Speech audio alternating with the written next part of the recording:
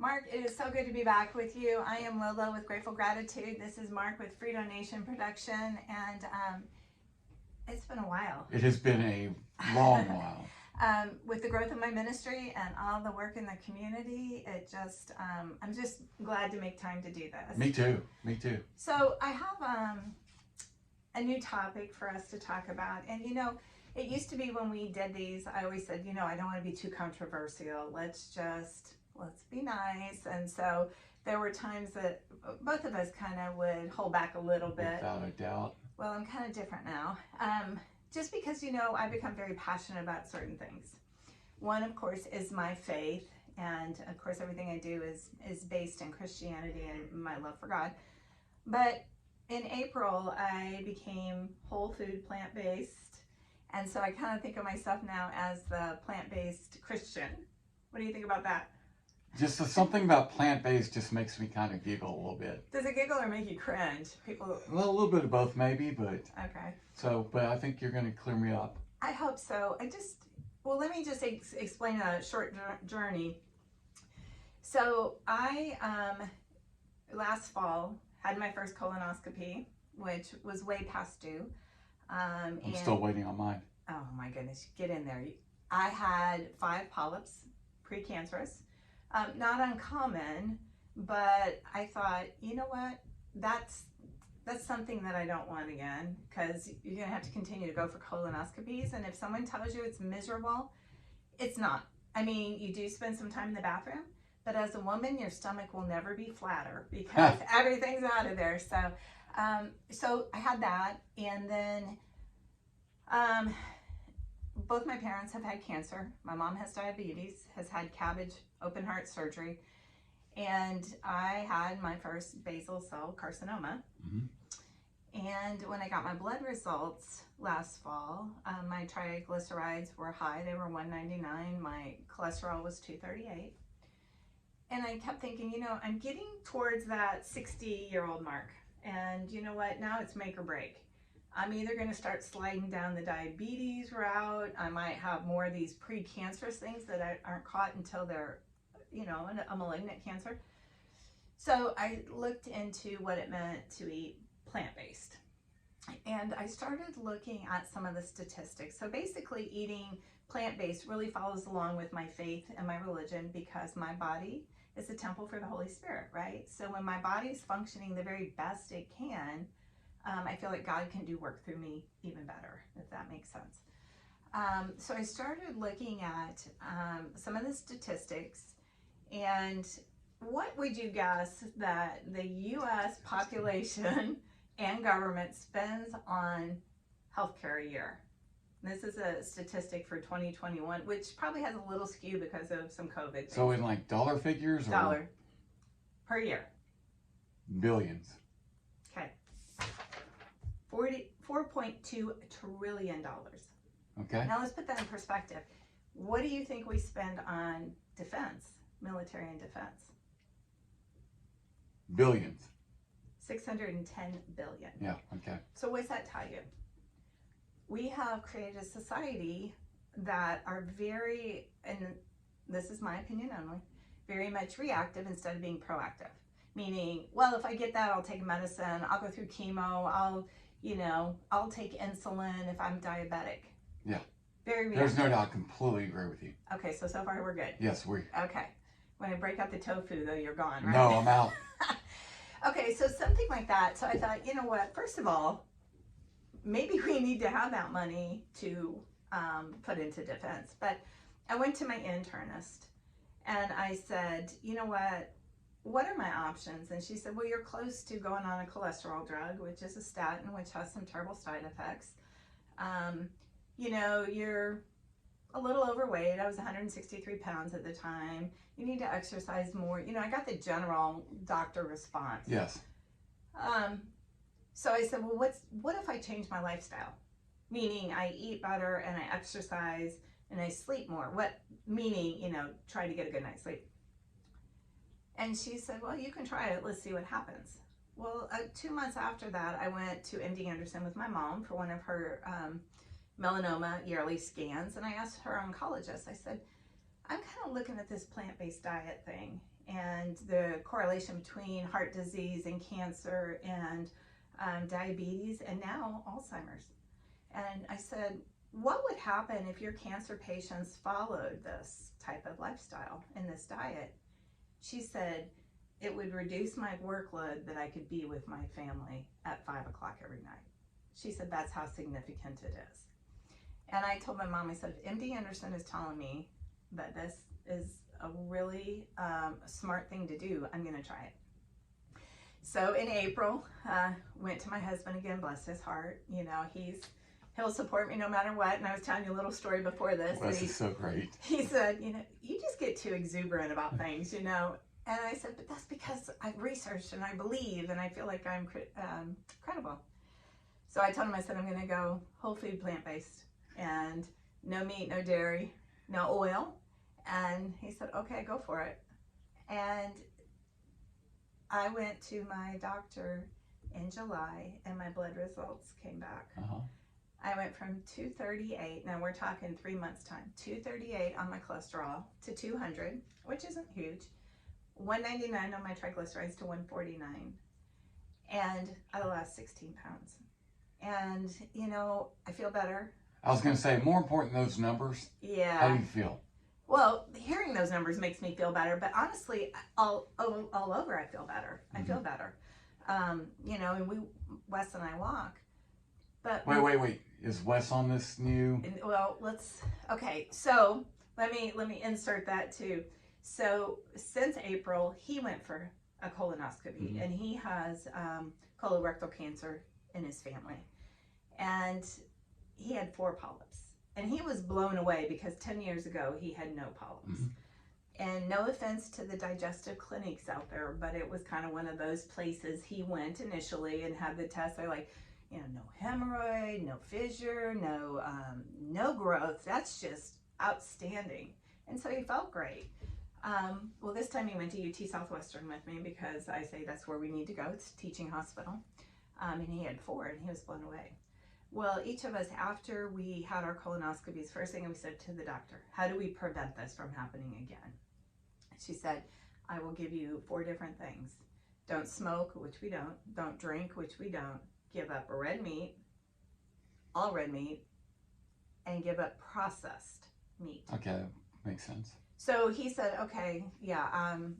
He slowly came to the point of giving up meat.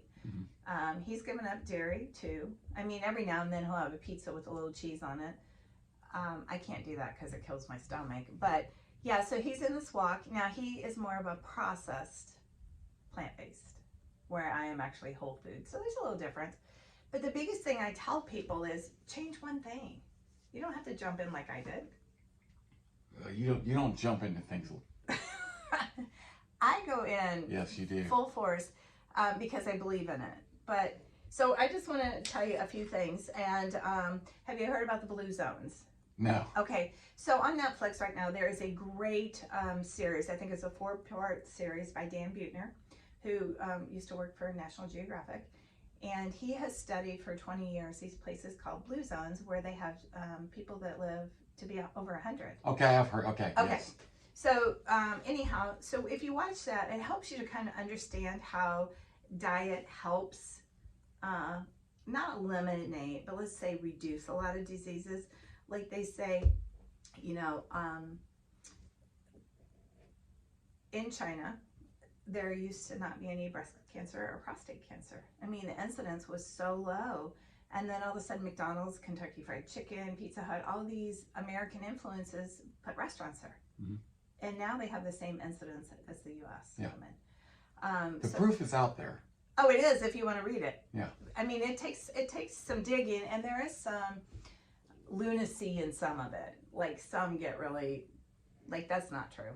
But I look at, so my mom, I have to laugh because it's probably been 18 months now, but it'll be almost 2 years since my dad died. Yes. And I do meal prep for my mom, which has always been much healthier than grabbing a Marie Callender's out of the freezer or something and eating. What? Nothing wrong with Marie Callender. Oh, well, I'm talking processed sodium fat. Okay. Anyhow, if you can't read the You're ingredients, getting a little personal with me now. if you can't A read the little too close. ingredients, don't put it in your mouth. Okay. So anyhow, let's just go back to her. So long and short of this is, so she's been eating plant-based meals, probably 60% of her meals a week. So she's not 100% because I'm doing food prep. I'm making soups and stews and salads that she likes, right? So her A1C was 9.4. Whoa. And it is now 7.6. And how long? 3 months. Wow. So I'm telling you, well, and here's the irony in this is she went to her endocrinologist, and his response was, wow, your Levomir's really working good for you. Of course. And I said, Mom, did you tell him you're on a somewhat plant-based diet? I guess what I would say to anybody is small changes can make a difference. Now, I don't know where we are on time, but I still got a couple minutes. I want to talk to you about a very, not personal to you, but personal to men. Okay. So, you've heard of low testosterone. Okay, I'm a little nervous right now. You've heard of Viagra. Yes. Okay. So, Dr. Neil Barnard, who is one of the most renowned plant-based cardiologists, calls ED, or erectile dysfunction, the canary in the coal mine. Okay. So what that's saying is those are some of the very smallest veins, and if those aren't filling properly, that means you've got that all over your body. So if a man is having trouble and saying, oh, I just have low testosterone, I need to go get testosterone shots, or I need to take Viagra, the number one thing I can say, and it is proven, is that you've got some major plaque and problems going on. Get to a cardiologist. That makes sense. Okay, good. It does make sense. Because that does hit below the belt, literally. And I just don't want to.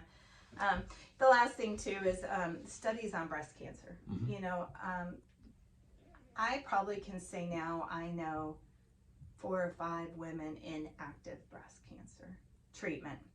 They've recently had diagnosis.